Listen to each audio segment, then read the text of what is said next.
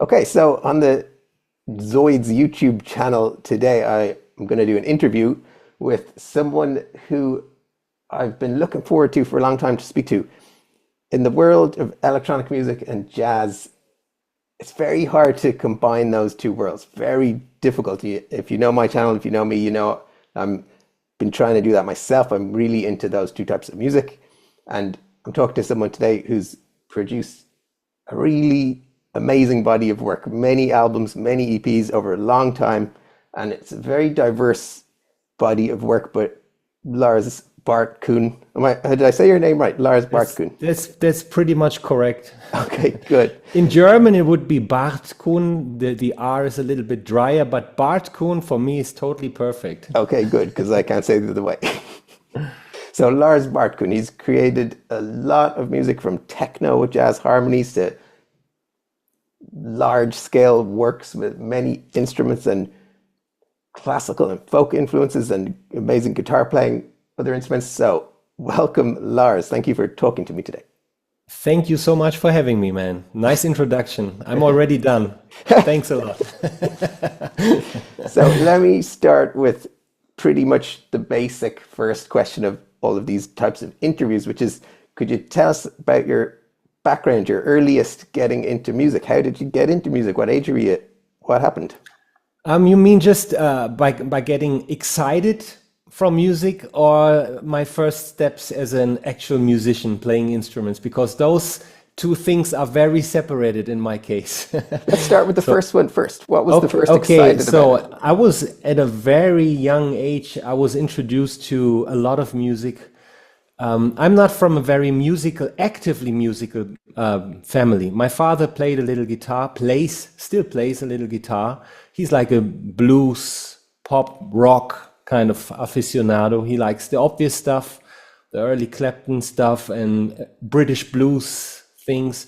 So I was introduced to all this kind of stuff that is more on the guitar side of thing through my father. And he also liked early Dire Straits stuff. Yeah, like guitar-based pop rock music was my earliest background through my father. But I have an uncle who also actually lived in our house for a long time, who had a little more sophisticated taste in music. So at a very early age, I was introduced to prog rock and to art rock, or however this stuff is called, like the obscure early Genesis albums, through Tangerine Dream, like crowd rock stuff. So I heard all this, but I never had the idea to actually get involved myself. I was just really absorbing a lot, and I was looking forward when my uncle came home from work, getting up there and listening to music with him, going on the road with him, traveling to some places and just listening to music on the car radio with him was And also what very age were you exciting at this for me. time? What age were you at that time? Sorry, there was some audio, some glitch. What age were you roughly around then? No, that was really like from 5 years on, I was really already like really deep into listening. And I think from 8 years on, I already knew what Pink Floyd is, for instance. And I was already becoming kind of not an alien, but like a weirdo in my school, because everybody was listening just to pop FM radio. And the obvious number one hits really never did it for me, you know. I was always like, no, you know that stuff. And I was called Mr. Pink Floyd, I think, when I was 9 years old. So everyone was making fun of me, and I'm sure everyone is regretting nowadays because they all know that I was already listening to the good stuff. But, you know, then I had a little later on, I think from 11, 12 years old, we had some new neighbors moving in, like 2-3 houses around the corner. And the father of my friend Marcus was still is also, but a real, how do you call these people? High fidelity nerd who had a big, like super expensive sound system. And he also had a good taste, but I think the taste was more based on reading those hi-fi magazines and reading what's the best sounding records. And luckily, most of these best sounding records are usually like good ECM records around that time, or Deutsche Grammophon classical recordings. So from this age on, I knew who Pat Metheny or Egberto Gismonti were. I didn't take it really seriously, but I was exposed to it. Some of that stuff was really way too crazy for me. I remember the first Pat Metheny record that I heard was called 8081. I don't know if you ever heard of that record. No, I don't know that one. It starts with a total revolutionary song, it's over his folk strumming kind of thing, but it's Michael Brecker playing and Charlie Hayden and Jack DeJohnette playing the freest free jazz on top of a D major strumming thing. Yeah. And that stuck with me. And these are like the three foundations, like from, This Neighbor, My Father, which is more like the straight blues and pop radio, guitar stuff. And my uncle, who already exposed me to electronic music and weirdo kind of things. What about Jimi Hendrix? Was Jimi Hendrix on your radar? Jimi Hendrix came much, much later into my life. I was really, for instance, my favorite player from the pop world until today would be probably Mark Knopfler. I'm much more into something clean, melodic, well-spoken than into, later on I got into all kinds of musics, punk rock, hardcore, whatever, and also Jimi Hendrix. But it's not that occupying that much of a deep place in my heart, to be honest. I studied it a lot, and of course I got some favorite tunes like everyone else. I love to play Little Wing and stuff like this. Of course I study all that, but probably more due to be a good guitar teacher, to know all that stuff, And he's, for me, of course, one of the most influential, most important guitar players, and I think he's like a genius, probably, yeah. But for my personal musical upbringing and education, I was much more into well-produced music, well-recorded music, organized stuff. I'm very much into organized music. So for instance, when it came to pop music as a young teenager, I was much more into Queen or something like that. People who really knew their production, where everything is spot on and things are orchestrated. So this is kind of, so for instance, I'm never, the cool shit was really never so important to me. For instance, I knew that being a Led Zeppelin fan is much better than being a Queen fan. I knew that, but I didn't care, because for me, like the actual musicianship and quality of the production was always high priority, if something was really, and the jammed out stuff was something that I reserved myself for going to a live show. But a record, I like tight records, Yeah, that's very interesting. This kind of stuff. So for instance, the Jimi Hendrix experience and that kind of stuff was a bit overwhelming for me because it was too much of a mess, and probably I didn't get the jamming improvisation stuff at that early age, So for me, like a crystal clear solo at the right spot, that made it for me. Yeah, that is very interesting. You mentioned being a guitar teacher and learning music for that purpose. I've done the same thing, and even now I've got like a student now just learned a Brian May solo from Queen, and I'm loving like learning that stuff because like it's incredibly good technically. It's difficult being now a guitar teacher for the new generation kids who have so much access to YouTube and all these new shredders who have technical abilities that are just way beyond, even way beyond the guitar gods from 30 years ago. The young kids, so that's kind of hard. That's why I love being a classical guitar teacher. I teach much more the classical method because this stays like eternal. You can't touch that stuff. But technically on the electric guitar nowadays, I don't even compete with my students. There's so much stuff going on right now. It's quite kind of crazy. This Matteo Mancuso guy, for instance. Yeah, I've actually interviewed him. Yeah. Yeah, I like early on, I saw his Donna Lee video. I was like blown away. I transcribed, I like learned the whole thing.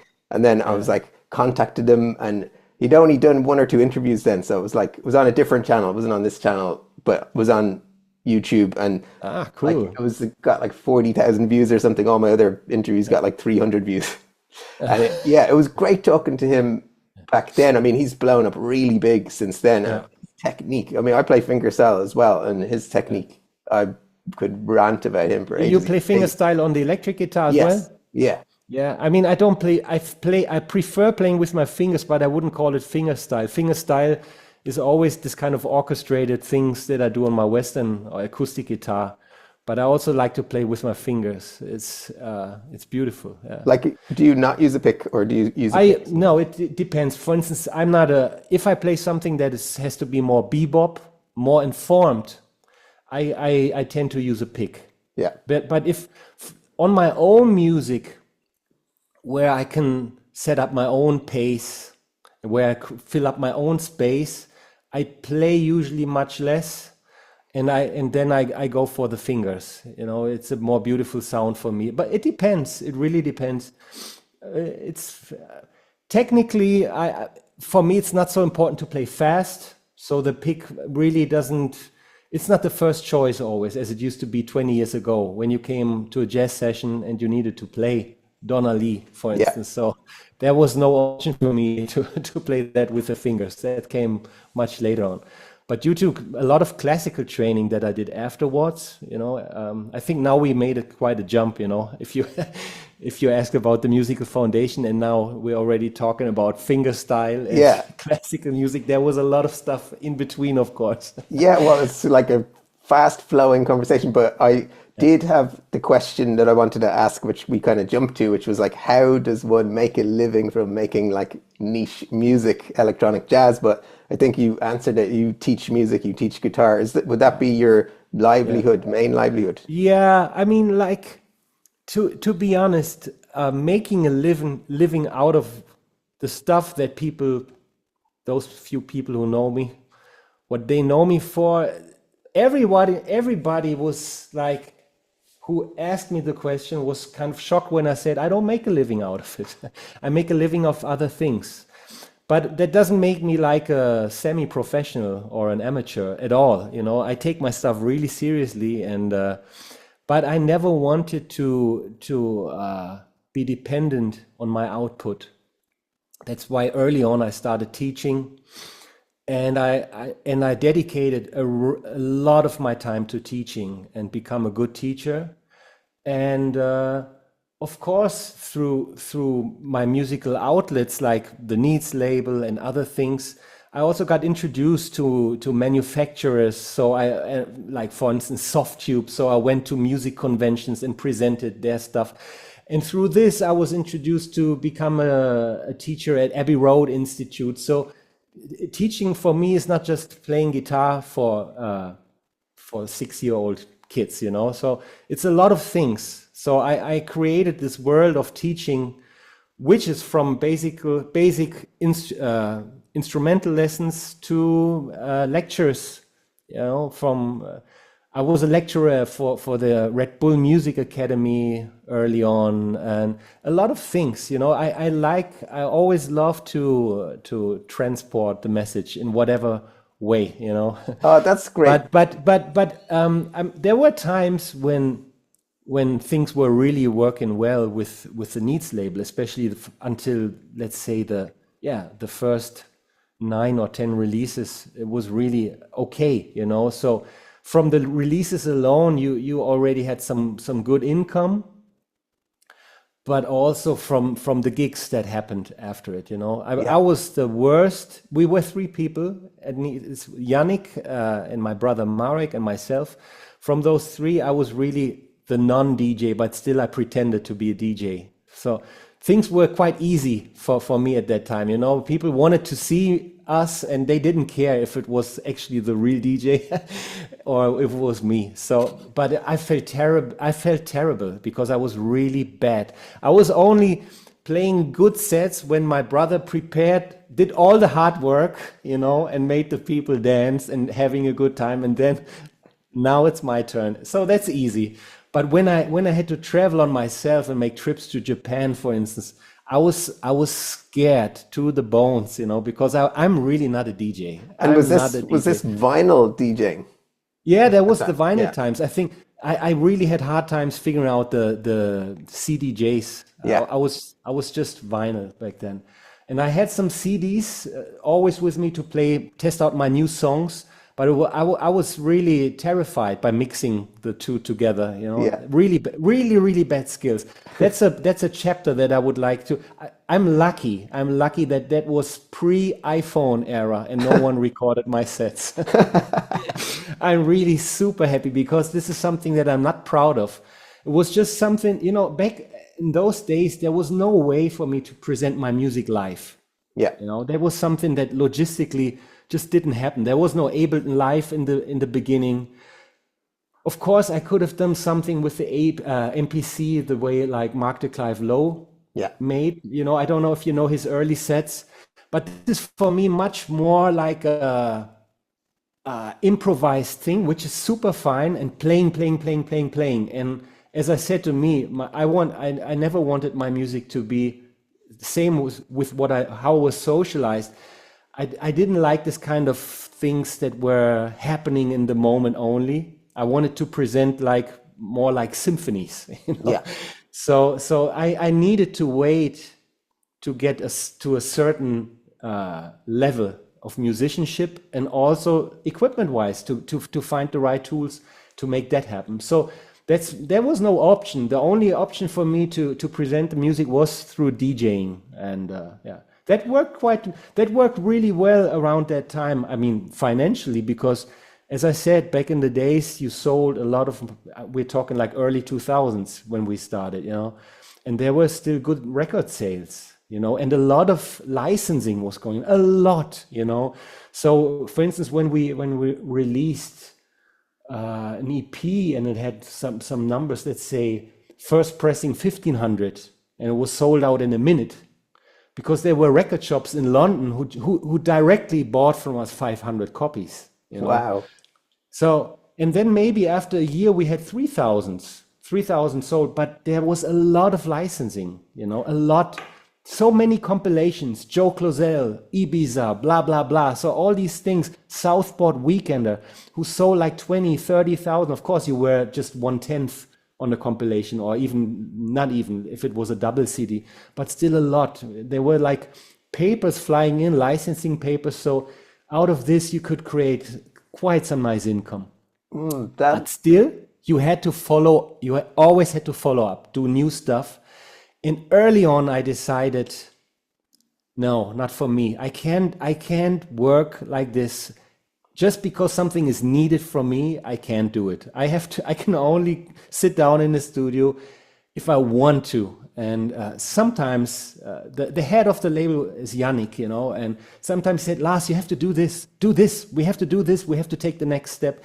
And I was always like very stubborn. No, I don't, Yeah. I go teaching. I don't depend on this, So that was so if you ask me how to make a living, I'm really one of the worst examples. I could have made quite easily, but I refused to because I wanted to stay 100% independent, and it was much more healthy for me to work a daytime as a teacher and come to my studio with a fresh mindset, just relax a little bit, run a little bit or play some tennis, and then go to the studio at nighttime. And this way, the music is much more innocent and free, because I made it a couple of times. Sorry for talking so much, but No, last that's what we're here for. a couple of times I was, let's say, seduced to take some artistic decisions that weren't mine.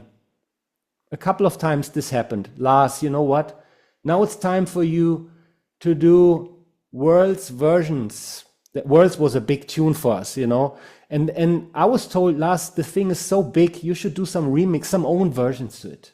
And I did it. And to this day, I regret it, because I said after, I didn't even want to put a B-side on the record back then, because I thought that the A-side is everything. But, yeah, let's do it. Okay, the B-side is good. It's very different. But then Lars, it's blown up so much. Now do this version, blah, blah, blah. And I did it and I regret it. And this taught me a lesson, you know. I'm not the person that a manager or a good friend approaches and then say, okay, let's do. I'm not like this because I'm weak. And then I really do what they want, and it's not good for me. Yeah. It's not good. So. I mean, it's really interesting. We've got a lot of similarities in terms of, I knew, like, listening to your music, I knew there'd be some similarities, but I also have been, like, mainly a teacher, you know, as a way to earn a living. I also spend a lot of time on teaching, getting better as a teacher. And when you do that, you enjoy teaching more, you get better students. That is like a really fulfilling job. So I'm like, that's, you know, big part of my life now is teaching. But and I went to Red Bull Music Academy too, but as a participant. That was interesting that you were there too. What year, what city? I was in Melbourne 2006. Ah, cool. When were you there? My last time was I think 2005 in Rome. If I don't, or was it 2004? Yeah, I just missed you then. Seattle was also 2000. I think 2004 Seattle and 2005 in Rome. I remember. Yeah, they were amazing. Cool, yeah, it was like a really amazing 2-week experience. I met so many people. But and what were the other ones? Like with the releasing, I never did. I kind of released some music earlier, but I didn't really start releasing until more recently, like 2022. So my first proper record came out. And by that time, record sales were like so tiny. I mean, like labels are trying to sell 500 and that's really hard. And then it goes down to 300 and you're not going to make any money. You're not going to break even.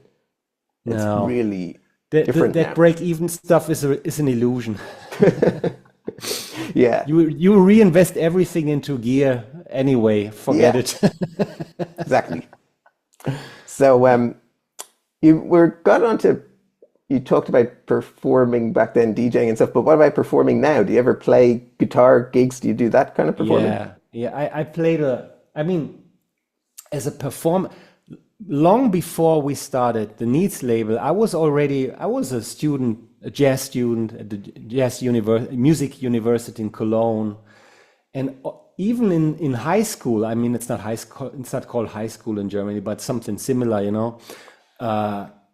Even then, I already started to play semi-professional gigs, you know. So I was hired to fill in here, to play, and you know. So I already knew, like 2 years before I left school, I knew I'd become a professional musician sooner or later. And when I left school, I traveled a little bit around the world to really think about my future. And I came back and studied hard to be, because it was kind of very restricted. For like just a couple of students allowed in Cologne. There was like supposed to be the hot spot in Germany. And I studied, and during that time I was already performing a lot. So I had like my little own groups. I had sessions in Frankfurt where that's much more kind of my hometown. I live close to Frankfurt. So I was playing all kinds of things, many times 3-4 gigs a week, and some without money, some with money, but it was already like with like good people who were much better than me, who trained me. I learned a lot from them.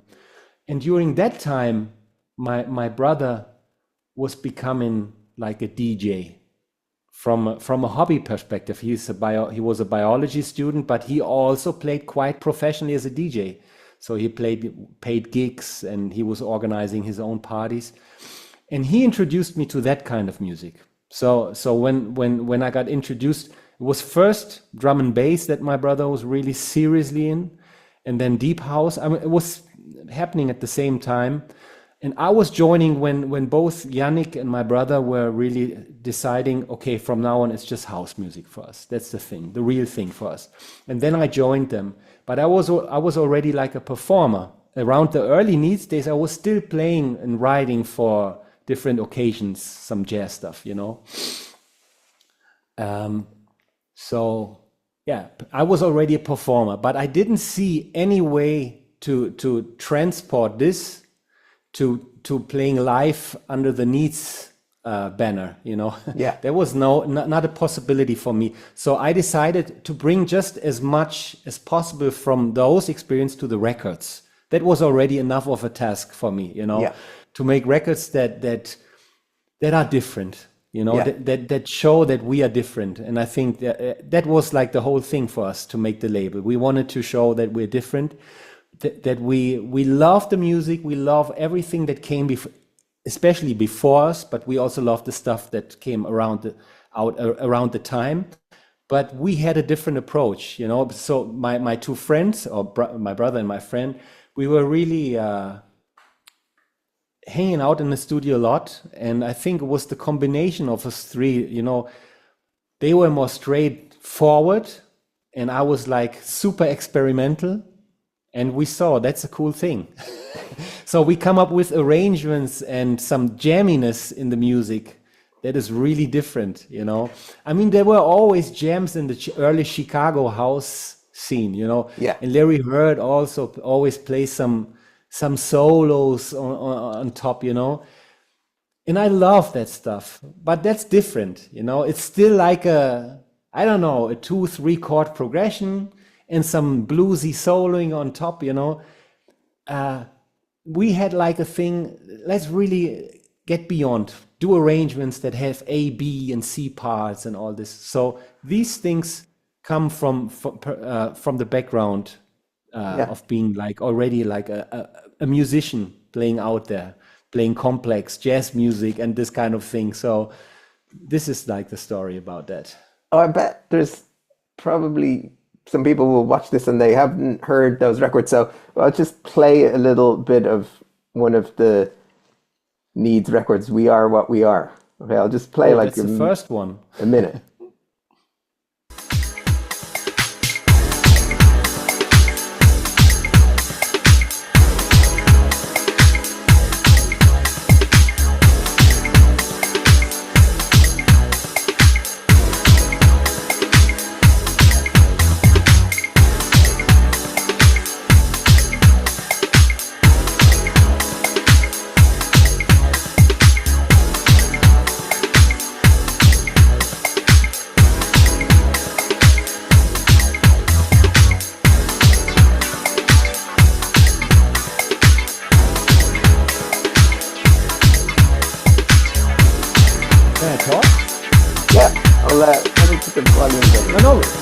Can I talk over the music?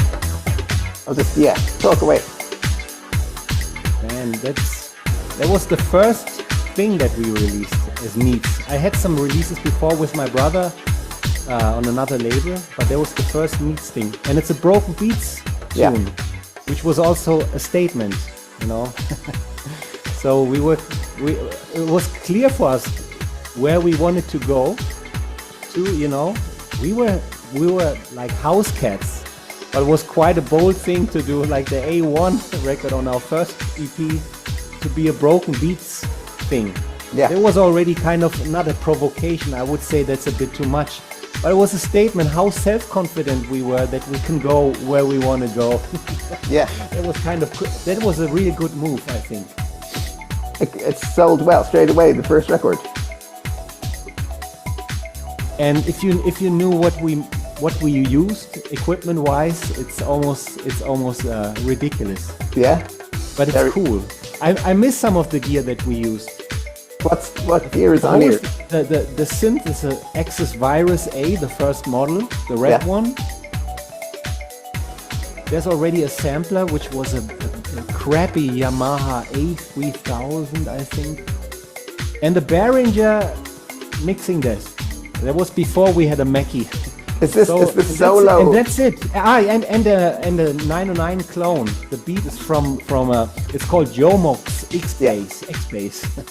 Is the solo? Is that you playing the keys? Yeah. But I have to admit that's quantized, and I hate it. No, now I like it, but the minute we release it, I hate it. Now I know that it fits the kind of production, you know. Larry Heard also quantized all the solos, you know. That's kind of the aesthetic, to be so crystal clear and precise. Now I think a couple years later, I thought, oh, why did I hit the quantize button? You know, because we were all about tightness and blah, blah, blah. It would have been much more to my taste, you know, if it was more free floating. But, you know, it fits. The times were like this, you know, Yeah. it's okay. I like the quantizing. I mean, I'm not really a keyboard player, so if I'll construct solos, I'll kind of like program them in the way that I would like to be Yeah. able to play them, and Yeah. cool to be able to do that. But they're all jammed in. All the stuff that you hear is really, everything is first take stuff. So bass line, let's do it, boom, ready. Chords, Yeah. let's do it, let's loop it. It's super fast. And then the long time that we spent in the studio was just arranging the bits and pieces. But usually we were just going for performances that were already cool and not editing the shit out of it. But for And was instance, that the three? solo stuff, for some reason, I think the playing wasn't even really super untight. But our focus was so much on making tight beats that it was just not an option to have like a more looser solo on top of it, you know? So that's why we hit the quantize button. And you said that's three people working together. The first, I think that's just the first couple or three EPs that really the three of us were hanging out a lot in the studio. I mean, the philosophical input of the two was always overwhelmingly big for me. They gave me a lot of food for thought. But the guy who was later on actually really making the actual music was mainly me and Yeah. my brother.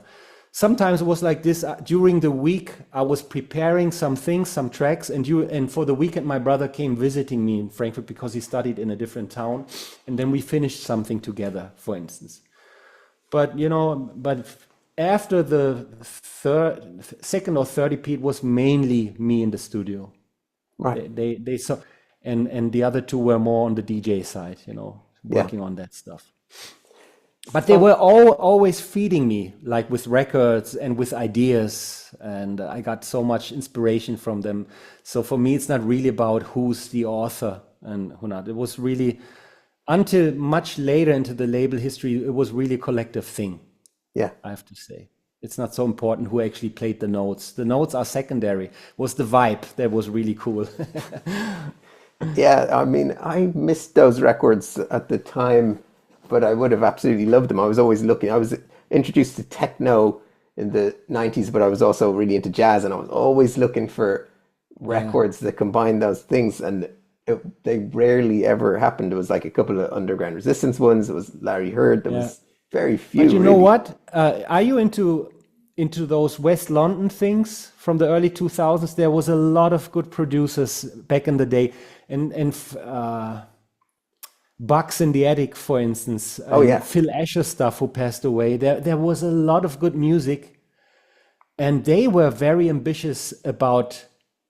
There were on paper records. There's a couple of tunes, 15, 16-minute long affairs that build up slowly with a lot of tribal live improvised percussion and flute solos and all that stuff. So in this regard, there was already quite some advanced music, but still, that was for me, that was not 100% my cup of tea, because that was for me just like let's do some stuff that was already done 30, 40 years ago and just bring it to the electronic world. It was not so much for me like a new thing.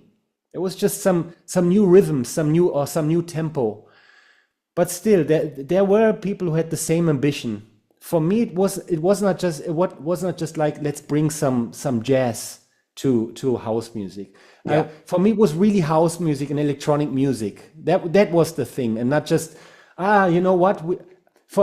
To be honest, sometimes I was so arrogant. I thought those producers sometimes who brought in musicians, you know, and like a good saxophone player or live bass. Sometimes I got the feeling that this happened due to a lack of ideas from the people. So, you know what? I don't know what to do. So let's bring in some musician. Yeah. And you know, and probably it's very, very mean, this way of thinking, but sometimes it felt like that. as fresh of a wind as it was that somebody brought in live elements to it, sometimes I thought it's an excuse for a lack of ideas. So, for instance, why didn't I bring in my fellow musicians? Because of that, you know. And it was not because I thought I'm the best player in the world. I just wanted to make real statements. I wanted to go in with all I have and see if it's enough, you know. It wasn't to prove that I'm the next Stevie Wonder who can play everything. Not at all. It was really just... I had so many people who asked me, Lars, man, that stuff is really cool, what you're doing. Can I play on it? I said, no. In a different universe, later on, but not now. I need to find my own voice still. And if I play these later on, I did it, you know. Later on, I introduced some guests on my record here and there, you know. But for me, it was all about artistic integrity and finding like my own programming, my own chord progressions, my own rhythm and flow, airflow and everything. You know, I even sang on some tunes and it's crazily bad, you know, but it's me. And you know, why didn't I know so many good singers, you know, who could write better lyrics, who could actually sing. But for me, that's the charm of it sometimes, you know, especially in a kind of an underground genre like house music, you know, where if not in house music, you can experiment with your own stuff, you know. Of course, if I had a record contract with a big jazz label like Blue Note, I wouldn't behave like this. I would be more responsible, you know, and make a proper production. But for that kind of stuff, who cares, you know? Let's do it. Yeah, I mean, I don't think the singing sounds bad at all. It sounds really good. It crops up in lots of different tunes, lots of different albums. You hear the voice that I presume is you because it sounds... Yeah, it's usually always me. Yeah. And so you live in Brazil now. Yep. And when did you move to Brazil? I mean, I'm together with my wife for 21 years. She's Brazilian. We met in Berlin, but during those 20 years, I was already moving back and forth sometimes. She has a family business here in Brazil, so we had to go to Brazil because she had to help out. But the majority of the time we lived in Germany until our kids were born. So our first daughter, 11 years ago, was born in Brazil. We moved back to Germany to get our second daughter, and now for almost 5 years we came back to Brazil. Okay. And now it doesn't feel like forever now, but right now we have kind of a pretty based life here, and so for 5 years I would really call Brazil my home base. Before that, when I moved to Brazil, I always still had my apartment in Frankfurt. So I was never 100% committed to living here. But now I don't even have I think right now I don't even have a passport, a German. I think it's not valid any longer. But you know, Brazil, that many people who hear this, that I'm Brazilian now, and they have this idea of Brazil and of Brazilian music. And I was deeply influenced by Brazilian music like 30 years ago. But now that I'm in Brazil, I'm not that interested any longer. Right. It's not because oh man, now you're living at the source. You're living at the source. No, it's not for me. Actually, I'm living in a state like in the center of this. It's not Rio de Janeiro. It's more close to Brasilia, and there's not really much of a music scene here. But it's also something that been there, done that. I'm not that interested. I'm in Brazilian music these days any longer. It had a big influence also on the Need sound, to be honest. We had a lot of records that were very inspired by some Brazilian harmonies and melody flow, you know. Okay, I was going to ask about that Brazilian music and the influence. But what about guitar teaching? Like I've had a couple of Brazilian guitar students in Ireland, and one of them particularly he told me he'd played guitar for a few years when he was in school. This is like 20 years before. Hadn't played for, 15 years. He hadn't played guitar, and his level of guitar playing was like just like someone who'd come out of a 3-year degree in Ireland. Like it's amazing high level. I was like, wow, they're teaching on a completely different level in Brazil. Yeah. It's a different like tradition of music and music teaching. Is that what you found, or is that like just a one-off thing that I came across? Um, you're talking about your Brazilian guitar students that you had in Ireland. Yeah, Met a lot of people here in Brazil who are so much above average level in that, you know, they would be superstars in Germany. You know, they're technically so good, you know. And it's amazing. I think it's for whole Latin America. It's not just Brazil. In Argentina, everywhere there's good musicians here. Or the percussion thing in Cuba, whatever. It seems like Latin America is really a fountain of great musical talents, and they're so good here. I think the reason is because the tradition is, they have a big respect for that tradition, and they don't get distracted by other things like we do, for instance. We like electronic music, we like acoustic guitar, electric guitar. It's too much, you know. You cannot become like a master at one thing if you like 10,000 things. Those people I know, they like a genre that's called choro. Choro is like the foundation of everything here in Brazil. And those people that I met in Rio de Janeiro who know how to play that stuff, you know, they are masters. They are like, they know everything. They know all the tunes. They know all the variations to the tunes. They play the 7-string guitar to play like counterpunctual bass lines while playing the chord, you know. yeah, It's crazy things. It's a tradition, and they're not even theoretically so. The music sounds very theoretical in a way. Brazilian music is full of chord progressions and goes through all kinds of circle of fifths, like all over the place. It's really complex, but they don't know too much about it. It's a lot of instinct and a lot of repetition and a lot of feeling. So if you talk to them about secondary dominance and stuff like this, it's what? You know, it's interesting because the music is full of all that stuff. Actually, choro is very Bach-like. You know, there's a lot of harmonies that could be translated to Baroque music or vice versa. You know, it's really, but it's somehow they found a system that they can transmit the message to people who have no formal training at all. That's really interesting. It's really interesting. Wow. And whenever I had students here in Brazil, they work very differently. I mean, I had students who wanted to learn John Mayer songs, for instance, or also, you know. But even those kind of people, they work differently because the Brazilian tradition is a lot of show and tell. When they go to football school, there's nobody telling you where to put your foot. They just do it. It's really very different. It's very emotional, very instinct based. You know. That is very interesting to hear from your side of your view, living there and everything. Yeah. And like, what about? I mean, back to like playing gigs. Do you get? You know, would you get a call and like, Lars, can you do a jazz gig or something like that, or can you do actually the gig? Last time I really played in a jazz context was with my own band. 10 years ago, I made quite a big production. The album is self-titled. It's called LARS BARTKUHN Passion Dance Orchestra, the album, and that's like a with the best musicians that I know in Germany.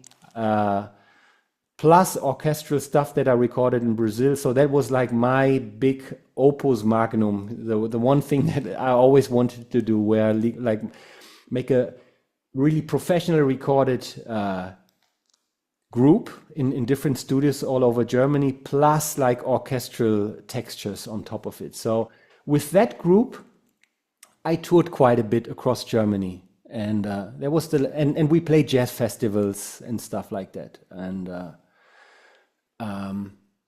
that was the last time that I was really playing in a jazz context. After that happened. That album happened when I quit making electronic music. Actually, already I quit quite some times. I think 3 or 4 times I quit making electronic music, and And during that period, I made these other albums, and I've also produced like a jazz band from Germany that wanted to make like a breakthrough in pop radio. That was quite interesting. A band that was more like on the Johnny Mitchell side of spectrum. So I produced their album that was a tour de force. And around that time, I played with all the old jazz friends that I had, you know. But after that, I got a chance to re-enter house music world, and I made a cut again with the jazz scene. For me, it was never so easy to have the two, because I'm either 100% committed to this or to that, you know. That makes sense. That's really... Only in the last 3-4 years in Germany, I found a way to really work on the two things at the same time. So for instance, I got this comeback with my with the next batch of house or electronic music that I released. I reactivated Needs a little bit by released on Rush Hour. So I had, and some other cool labels like Neroli in Italy, and Utopia is a very cool fine label from London. So I had some nice outlets for my music, and then only then I started playing live, like the Needs thing. So I said I can't come back and mess up again as a DJ, you know. So I prepared myself to present the music in 60-90 minute sets live, you know. So I was booked on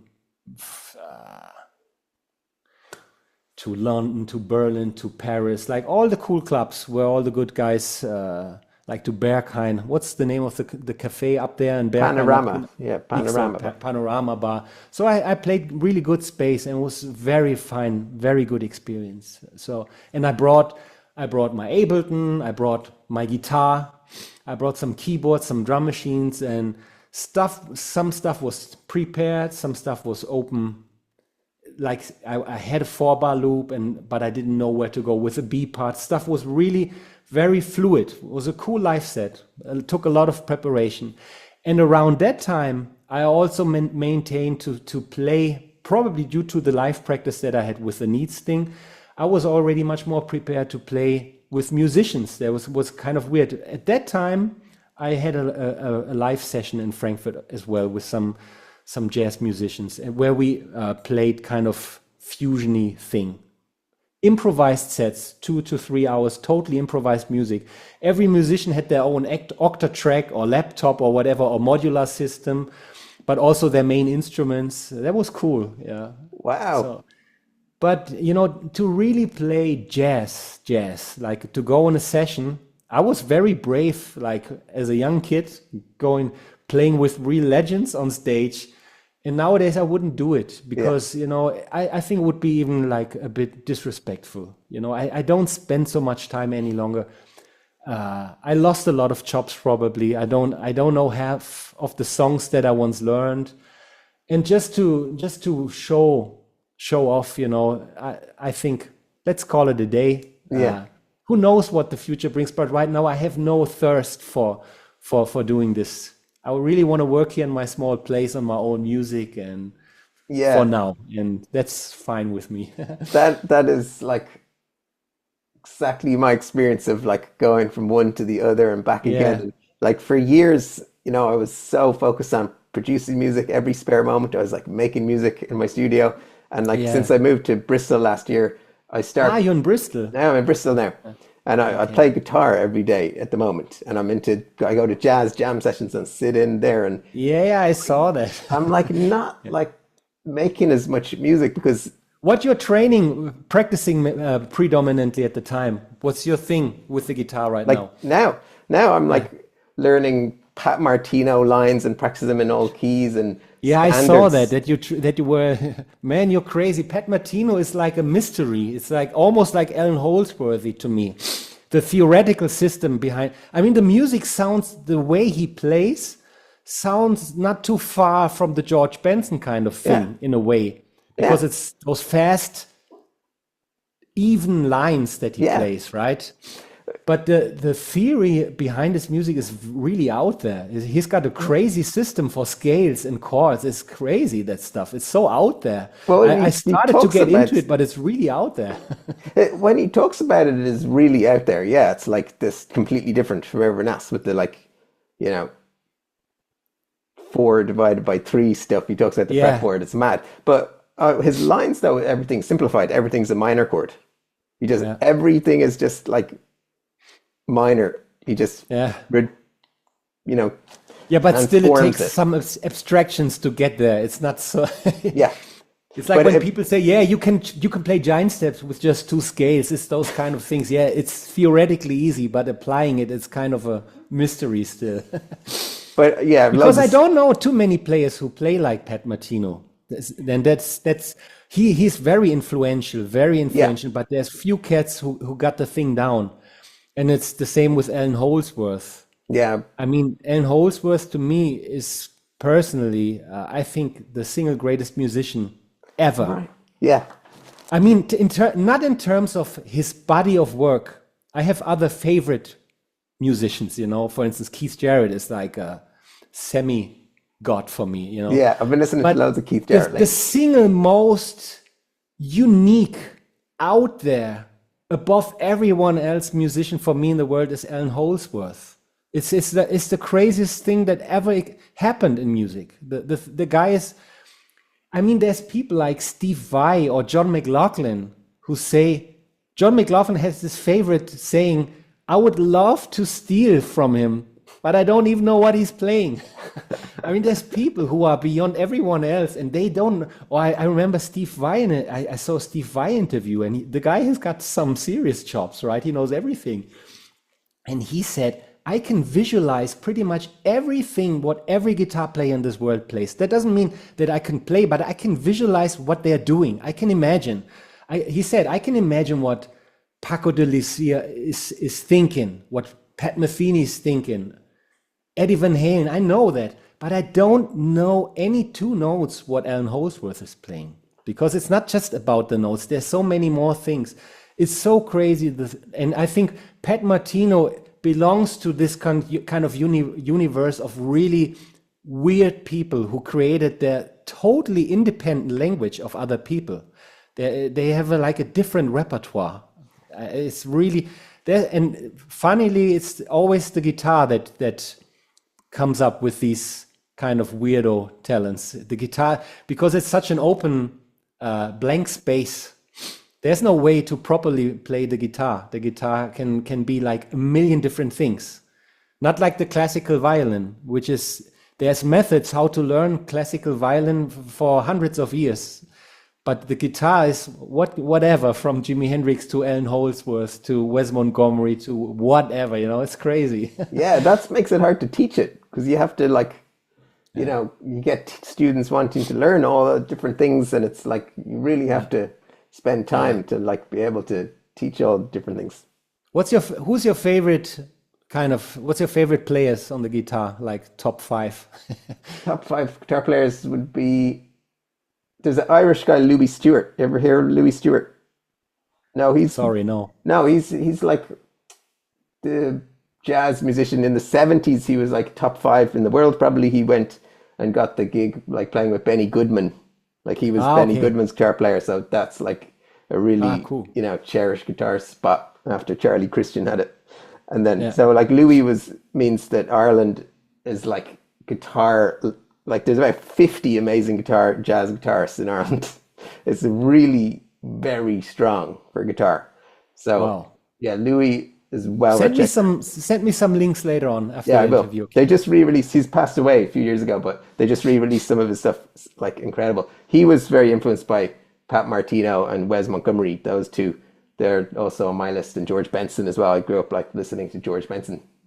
And yeah, and John McLaughlin.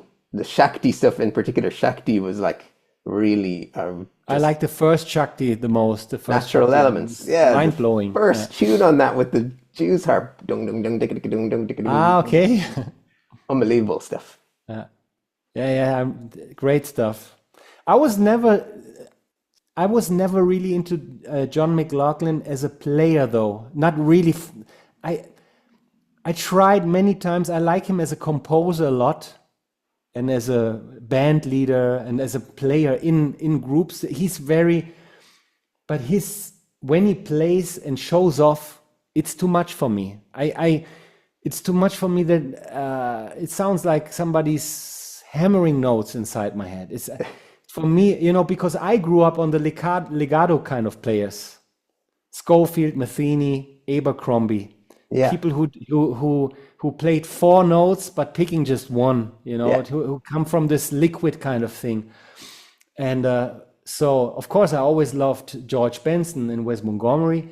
But then in the 70s, there was like a divide between people who were taking it more to the brassy saxophone kind of phrasing, and others who went even more into guitar, you know. Yeah. And McLaughlin, to me, that's like, nowadays I can appreciate it much more. But around that time, I was almost like a fundamentalist for the new generation of musicians, you know, who worked more with like delays to make the sound a bit more fluent, like Metheny, you know.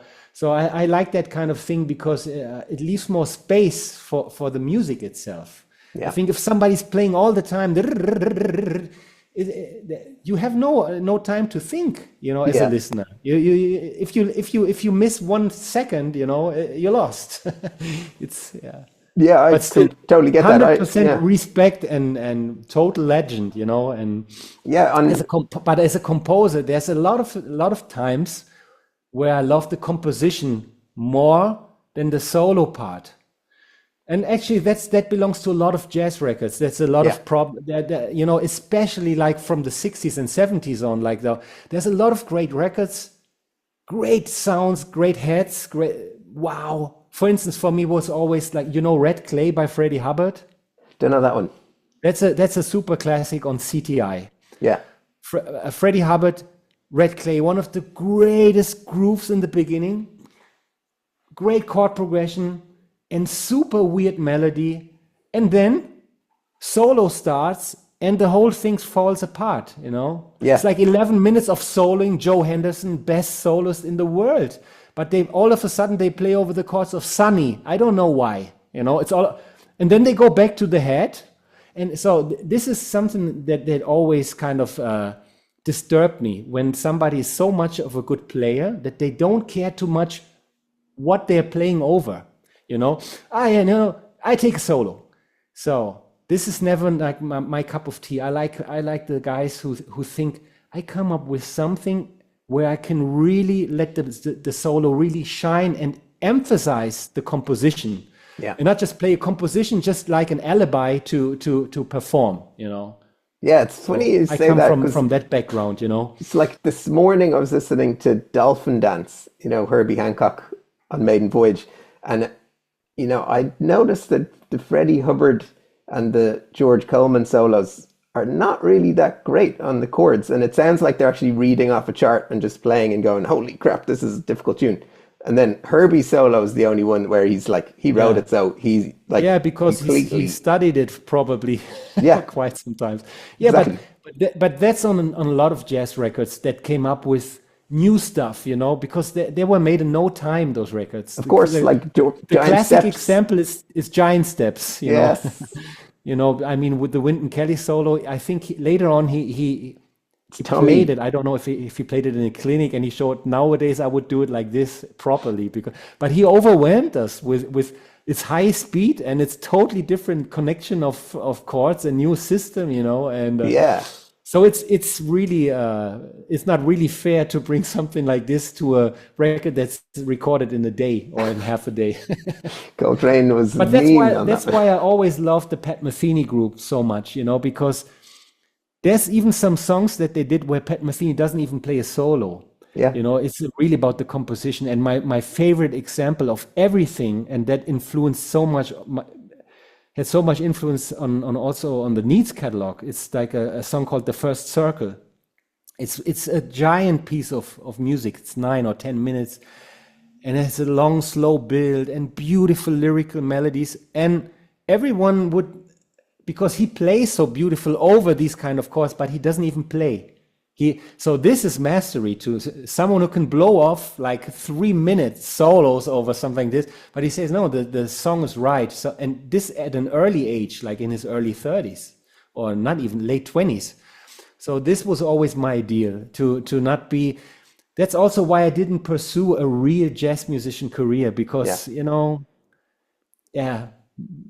playing 8 choruses over an F blues is fun, but it's not like the greatest thing in the world for me. And of course there were people who could do it better, and to be as good like them, I would have to study so much and train so much, and then be trapped in this kind of thing, in this kind of logic. 4-bar theme, maybe 8-bar, maybe a little bridge section, but then 10-minute solos, and then coming back. It's, to me, that's the problem, that there's some kind of unproportional aspect to jazz records sometimes. It can be lots of fun if somebody has a really meaningful approach to soloing, like Brett Mehldau or Herbie Hancock, some people who can really say something during their solo. But if it's just to play some right notes, and not fuck up in a way, and play, and then play some climax stuff, no. Yeah, no, it definitely That's gets why boring. I left, actually, the thing, I'd say what draws me at the moment to it is actually the social connection. Because like moving to Bristol, I was like teaching online, I was on my own a lot, and I was like missing the connection with people, and just going and jamming, playing with people is like this amazing social connection. It's happening. Amazing. That's the part that amazing. makes me want to do it at the moment. Definitely. I can totally follow that, but unluckily where I live now, there's really just no music scene. Yeah. And the good thing about it is that I'm really living like like a monk here at home in my studio, and can do work. I can work on my thing, no other obligations. So that's also cool. But I miss what you're saying, but I'm talking about, going out to socialize and hooking up with your local guys, that's the thing. But making a career out of this is something different. Yeah. So I remember I always liked, for instance, at the Frankfurt jazz sessions, those people who knew their role in life. I'm the local jazz guy, and I respect those people. But to do this kind of thing and then blowing up like a career out of this is a different thing, Yeah. Being a local jazz guy and playing every week, a couple of times the same kind of tunes, that's totally fine. I admire this. But it's not, I think it's not enough. This kind of thing is not enough to build up a career, Yeah. So you have to come up with something different than that. And this is super hard. Either you're a prodigy, and you master this and come up with something totally different, or it's really hard, it can be a trap, being like the eternal jazz student can be a trap, if you're not like the super master, you don't get out of it, out of the cliches and all of the, for me, it was so hard to find my own thing. Yeah. And I knew that I didn't. I had all these influences, these unique persons. I mean, Schofield, Matheny, Bill Frisell, John Abercrombie, Scott Henderson was for me, how do they come up with stuff like this? There's no space left, and then comes another. Oh, I'm not that creative on the guitar. I'm not that creative, So my idea was to be a little creative on the guitar and create a world for myself, where no one, where there's just there's no question, if it's, it has to be me playing the guitar here because it's my composition and it works, So in a way, it was like I needed to create my universe, my own, or let's call it a little own world, a little own place, to be creative with my instrumentation, with my instruments, with my skills on the guitar, because I felt like in pure jazz, I won't find my own voice, being trapped in learning arpeggios and scales all day, to be fluent enough to play with the big dogs, you know. And I couldn't imagine myself doing this. First of all, probably not enough fast brain power also to be that. And then to do the last step after all this practicing and to be unique. So, and I wanted to be unique. And that's why I started. I can be probably more unique if I make my own productions, you know. So that's is a really interesting, like, the way that you say it is, you know, I've felt like I've been making music for 20, 30 years, but I recognize that what I'm trying to do is, so I'm making things hard for myself because I'm like going at jazz. I'm like still, you know, let me learn all the tunes, keep my repertoire up, but I'm also like, let me make techno. I want to make techno, and I'm trying to fuse those things and do my own thing. And I mean, that's so great that you do that, because you know what? Those people around you, they admire you for that. That you on the one hand are like them, but you have something that they don't even understand, but they think it's cool, you know. Of course, nowadays it's not like 30 years ago, you know, when you brought a drum machine to when I brought my first MPC to a jazz session, people were really like, what the fuck is the guy doing, you know? But now, of course, nowadays everybody is like into electronics a little bit and has his own trumpet players having their own pedal board, and it's not so alien, but you know, really producing like techno music, it's really different. And no understanding like Euro rack, that's still like, you're still like a total weirdo. And that's good, you know. Speaking their language, but having another language makes you attractive for other people, you know. And that's the way actually some real serious jazz people came back to me. When I started playing with my improvised trio in Frankfurt, I was playing with people who were leagues above me, like Champions League, you know, but they were seeing this thing inside of me. Okay, on the one hand, the guy can improvise a little and accompany me when I play like a jazz standard, but he can open up spaces like crazy and make drones and textures. And I want to experiment with this. So this is like something worth investing. It's definitely worth. Thank you. I'll stick to it. Well, we've been talking a bit over an hour now, so I'm kind of wary of taking up too much more time. Since I have to take care for my daughters and I need to start cooking, let's say I have another half an hour for you. Oh, you've got that much time. 30 minutes. Great. Well, we'll go till half because past. we were really jamming the interview. Maybe if you want, you can ask some more questions, and I try to really answer them and not just drift. Let's try. It's a good exercise for me because I'm terrible at that. I just like to have this free floating state of mind. But let's try. If you have another concrete question, I will answer it. You know, all the questions I prepared, many of them got answered in that first bit about the Brazil and making a living out of it. And, you know, I was going to ask you, if you meet someone like a stranger, you know, on a bus or train or something, they ask you, what do you do? You know, what's your answer to that? What do you say? I'm a musician. I'm always a musician. Right now, actually, I'm in a very different place because, as I said, my wife has a family business here in Brazil. It's a little packaging company, and I help her out there.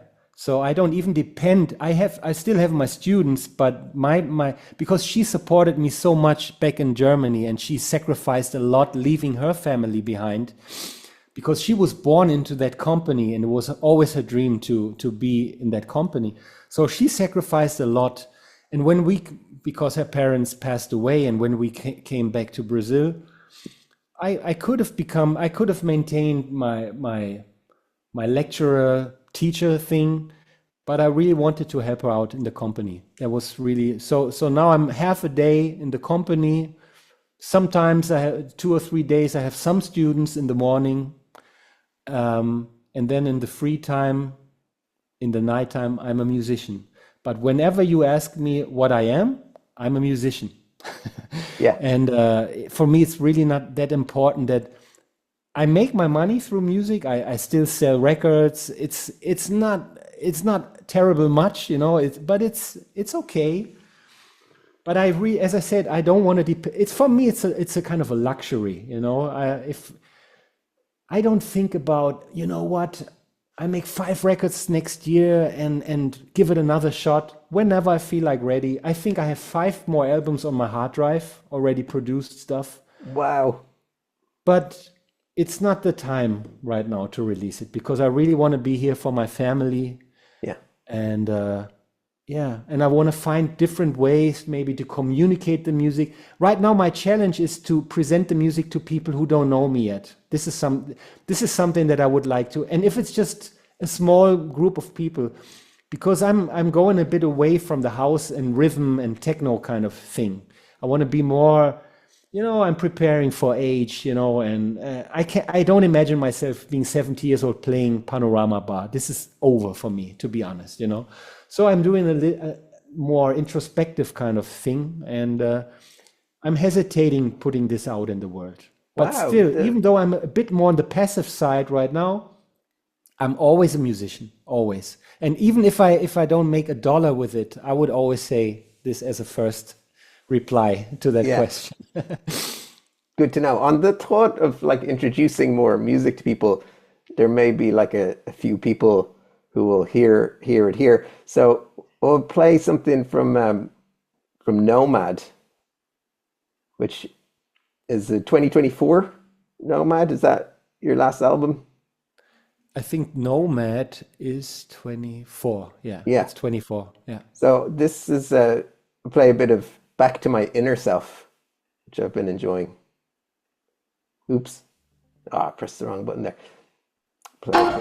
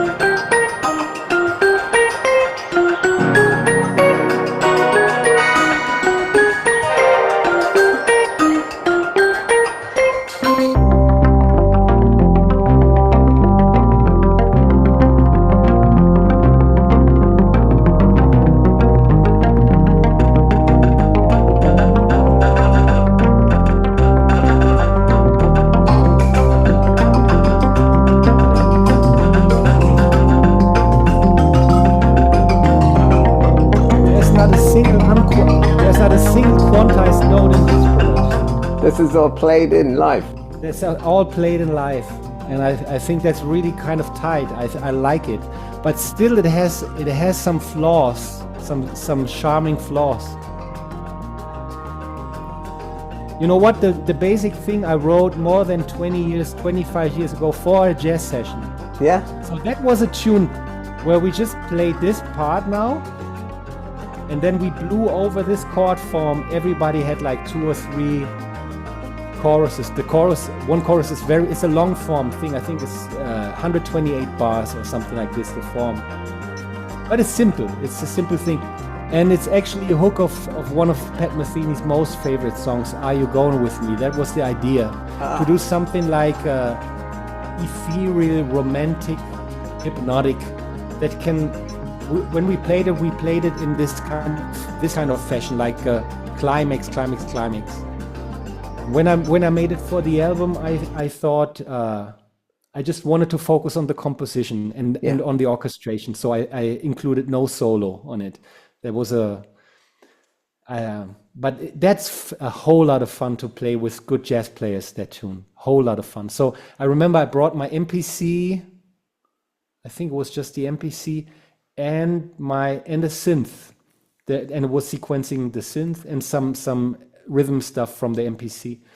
And that was pretty cool. So my musicians were like, "Wow, that's so cool to play to that kind of atmosphere, you know." Yeah. So and then they play less, and the pianist doesn't need to play all the time chords and so they play more like, you know, a chord and push the pedal and just let it breathe. So that was always like the vision that I had for my music, to force the listener and the music and the musicians to different attitude, to have a different attitude, to listen differently. You know, I wanted to find like my own breath in the music.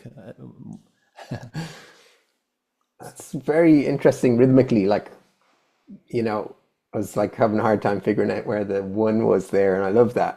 And it's unexpected. And that's really not easy. Yeah. And I think before because that was like 20 years, I didn't even remember that tune. And when I finished the album, I thought, I found it on my hard drive. Hey, that would be cool actually in a different context, using some Eurorack stuff in there and all my synths that I have acquired in the meantime. And then I really had to practice it again. And actually I found some sheet paper where I wrote it still before I even had Sibelius or Dorico or that kind of stuff. And it was really like with a pencil, the notation. And I had to practice it again through a metronome to be tight at it. It's not that easy. It's heavily syncopated, that stuff. Is it written in 6 or 3? Actually, no, it's written in 4. 1, 2, and down 4, 1, but in triplet feel. Yeah, okay, so it's got triplets. Interesting. 12 actually. Yeah, it's 4 and 12, you know.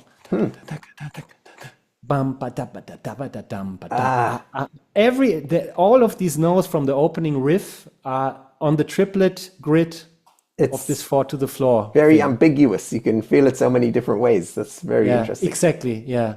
That's I think is it on the album or on this album or on another one? I know there's another album of mine called Dystopia. Yeah. And there I also had there's a part, it's my favorite part of all the things that I ever wrote, but everyone I'm talking to is hearing the rhythm totally different. And sometimes I lose the one, and it's reversed or something like that, and then I hate it. Then when I hear that, I hate it, and I can't come back to it, you know, because it's so heavy. I don't know, because the bass line is syncopated. It's always on the end. And then all of a sudden I hear the end, and it's so bad. And when I ask my friends, okay, where's your one? And they hear it that way. You like it? Yes, it's a banger. It's great. And I think, oh God, my... But check out this song that I mentioned to you, The First Circle by the Pat Metheny Group. Yeah. That's a song you need to listen. And that also starts with a clap. And everybody hears the clap as the one. But it begins just with a clap pattern, with a clave. Yeah. And all of a sudden enters like a glockenspiel or something like that, a belly sound and a voice. And you get kind of here we are, you know. And I love these ambiguous effects. I love that. I want to do much more like that in the future, you know, and kind of not irritate, but what's the word to fool a bit, to create illusions, musical illusions, a beautiful thing, you know. I love it. It's like doof, doof, doof all the time, you know. Who's singing in this group? Is it Pat Metheny? No, it's called Pedro Aznar. He's called Pedro Aznar. He's a famous singer from Argentina. Ah. Wow, I've never come across this before. This sounds... No, you have to check out this, but in peace, and check out it's got the most beautiful piano solo you can imagine. You know, it's like a composition. Yeah. And the crazy thing is, I saw the band so many times live. And I saw so many videos, VHS tapes from that era, and they played it every time more beautiful than the last time. You think when you hear the record, okay, it's perfection. You cannot touch this. Then you hear a live record of them, and it's even better. And then you hear bootleg. How do they always come up? Because it builds, and then it starts from zero on the piano solo. It has the longest, most beautiful piano solo climax. Very, very romantic. Some heavy jazz nerds would say it's too simple, too beautiful, blah, too Elton John like, whatever, you know. I don't know, you know. For me, it's not. It's just total perfection, and maybe you like it as well. Let's see. But this kind of music had a lot of influence on our approach, you know, to allow beautiful music to happen in a world that's so dominated by the cool, you know, by being hip. And I thought having some beauty is also kind of a very hip asset, you know. It's a statement. It's not easy to get through to people with that, because it's much easier to do something obvious. But once people connect it, they say, Lars, really, there's something in your early records that I don't hear in others. And then you feel like, okay, the mission got transmitted in some ways, at least, you know. Oh, it's nice when that happens. And I don't want to compare myself to any of the people that we were influenced by. Of course, this we take inspiration from the gods and bring it to our little poor man's world, you know. But still, it has some touches, you know, from this, at least, you know. So, just one or two more questions. But if you're releasing an album now, are you releasing it yourself, like label-wise, or are you going to look for a label and get them to put it out? About releases, right now, I'm the first time in many years that I don't have an idea where to release my stuff. So I probably just gonna release it for myself via Bandcamp. Yeah. Because there's always people asking me, you want to do something with us? But it's mainly for the reason because they know my past. And they want to do something and want to have something from the past. And I made a decision over the last 4 or 5 years that now it's my farewell time to the DJ world kind of thing. So next month, it's my official last house record coming out on Rush Hour with a big bang. It's going to be like the biggest thing I ever did, you know, and that's it. And I already communicated it. That's it. Farewell to that kind of music. Of course, I still got some sketches on my hard drive, some unfinished tracks. Who knows? Maybe one day there's going to be unfinished tracks, volume 1, volume 3. Who knows? But like sit down and write something new in this kind of world is done for me. I'm exhausted, to be honest. And of course, some people say, no, you can do whatever you want. And I know that I can't do whatever I want. I mean, they're going to say, okay, yeah. Maybe we do a digital only. No. So right now, I don't even think about labels and releases. I wrote a lot of new material, and I have a lot of sketches and unfinished stuff. And I want to see, maybe I release a teaser here and there and see where the journey goes. But right now, I'm not with a label, because the labels that want to work with me want to do the same thing. And I can understand it, of course, because that's what I was mainly known for. But I try to use my channels, like mainly Instagram right now, to present myself in a different light and see maybe I can draw some interest to these. For sure, it's not gonna be as big as Needs back then, but let's see if I can find some interested people also in this new stuff. You would probably call it more like ambient or whatever, or experimental electronic music that I'm more in, you know. But this is, in a hectical world, like many people, I feel like less becomes a little more these days, you know. And I try to make music without even putting a click on or a metronome, and just want to have, I like this kind of free floating thing. And then maybe, I could play guitar over this, and all of a sudden, I have a rhythm.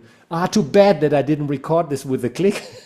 But this is good, you know, this leads to solutions to different, solutions, So yeah, that's the kind of stuff that I'm working on. And for this, of course, I have to release probably a couple of things on my own, and then see if labels are interested. Right. We'll see. Is the one that's coming out on Rush Hour is it music that you made a long time ago and it's coming out now, or is it something you made recently? The one, the final house record now, it's called See the Light, and the basic thing was done the groove was laid down and the chord progression and some early lyrics, probably 6 years ago. And around the time when I was working with a good friend of mine called AB, I don't know if you know him, a producer. No. And we made 2 kind of cool records together. We're called the Astral Walkers. You got to check that out. Those are really ambitious records, really ambitious. Yeah. I think they're both on my Bandcamp, if I'm not mistaken. And around that time, I wrote this tune, but only after Rush Hour signed me, I thought about finally releasing this. Before that, it was always like a dead sketch that I thought it's too big for me to because I already had a big sound in mind, and it's really like a house symphony. It's a very huge thing, the biggest thing that I ever made in this genre, and good playing throughout. I think it's I sing, I play all the percussion, I play bass, I play all the synth, guitars, piano solo, real piano solo. So it took me some courage to finally record this, and I finished this only like I think last year. I put the final touches to it and arranged it and everything, and it took a lot of work. It was great fun, but all good things must come to an end, you know.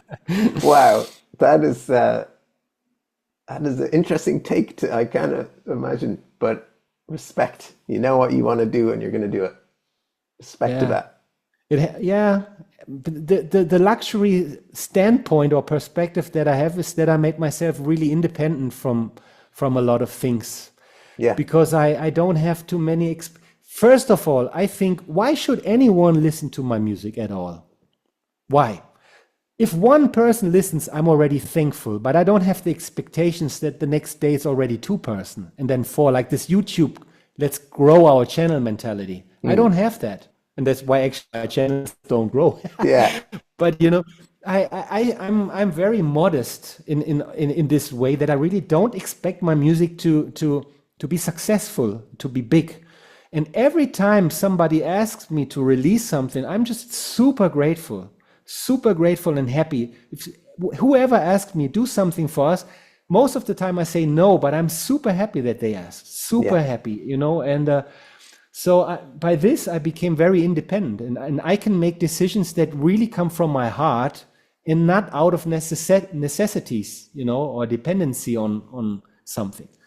And maybe this itself is a little legacy in itself, you know, and this way I could release music that spans quite some different genres, you know, and the new stuff that will come out is also really kind of totally new things, you know. So well, I see that you're very much also into Aphex Twin, right? Yeah, I'm because really you have obsessed. A lot of like breakdowns of his stuff. Yeah? Yes, I'm just like so fascinated, you know, that music has something very different for me. What's your favorite stuff from him? Well, it's hard to pick, but I think the Cyro album is like, for me, just I probably listened to it, you know, 80 times.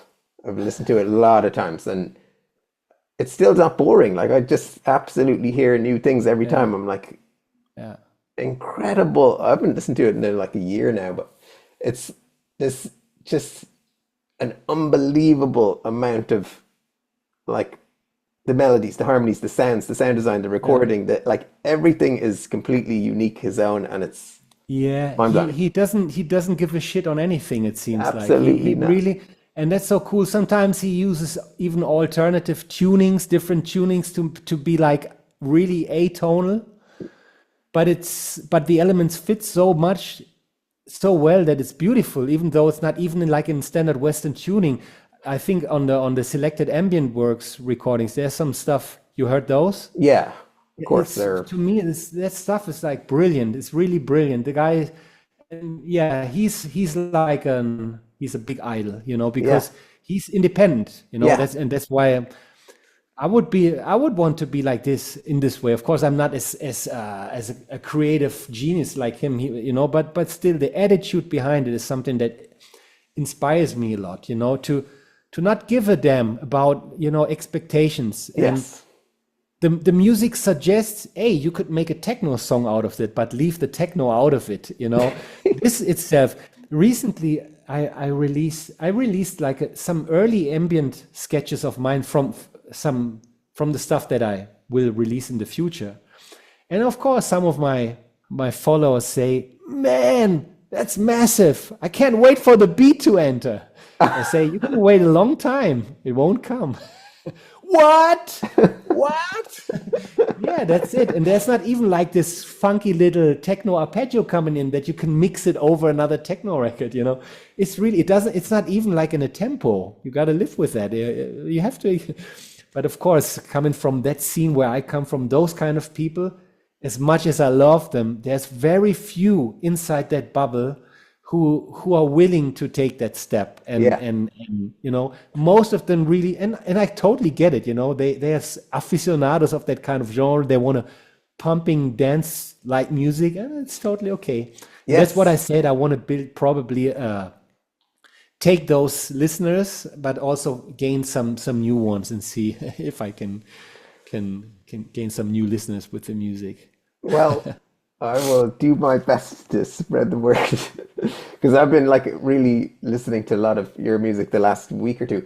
The thing with a really broad kind of, collection of different kinds of music, I have this as well. I've put out a lot of different kinds of music, and it's really hard because it's somebody's going to be into one thing and then not everything else, and then another person's into another thing, and it's hard to build momentum when you're not giving, when you talk about like expectations, and people like to have their expectations fulfilled, and then you're not doing that. So it's hard to get an audience to it's super hard to get people who like the unexpected, and like, Bach's music's very full of unexpected surprises, and Aphex Twin is able to do it, the unexpected. I mean, but okay, I think Aphex Twin was even called the Mozart of techno, if I recall correctly. Yeah. And of course, he's really 1 in a million kind of people, right? So and not even doing the publicity work, and doing all this what you said minus the publicity work. This is really a move, turning down remix offers from Madonna, because he doesn't give a shit, So these kind of moves, of course, 1 in a million people have this, So that's really, I don't understand. This is just like talent in the end. This talent and the God-given thing that those people have. And of course, when I built the foundation to my career, we also had this momentum, as you said. We dedicated ourselves to one thing. Of course, you have to do that, and you cannot jump around like crazy all the time in the beginning, unless you're Aphex Twin. But for every normal human who's going to die someday, you have to dedicate yourself to one thing that the people can identify yourself. That's normal. But I want to. Yeah, out of my perspective that I described, from now on, I really want to break expectations. Yeah, because I have a lot of stuff going on my computer, on my hard drive. There's a lot of different musical elements, and I haven't figured out yet how to combine everything. But now I want to combine it without any restrictions to any kind of concept, So, for instance, if I have a song and I hear a French accordion romantically playing over it, I will do it. I won't say, but it's too uncool. I won't give a damn, I will do whatever I feel like. Probably it's not revolutionary, but still it's gonna be like without any compromise. That's like, from now on, almost 50 years old, the rest of my life, I don't want to worry about other people's expectations any longer. It's done. That is a great, I'm right behind you. I'm going to do that too. I don't give a shit. Let's do it, bro. Yes. Let's do it. It cannot be said enough, I think, Let's make that our motto for the future. Let's call it a day there. We've got dogs to feed, we've got food to cook, we've got to go and do the rest of the day. So yes, Lars, that was really, really enjoyable conversation, and I'm going to put some links down in the description to check out more of your music, and Yeah, it was just a fascinating journey to dig into this. So thank you so much for talking to me. Man, thank you so much. It's a great pleasure, a great honor for me. Thanks for your deep listening patience and your interest, your sincere interest in it. For me, I don't take anything of that like that for granted. It really means a lot for me, and can't wait to see the final video online. And I will send you some links, that you can put in. Yeah. Maybe that might be interesting to your friends and followers. Yeah. And you please send me the link of that Irish guitar player. Oh, yes. I need to check it out, okay? I'll send it to you now before I forget.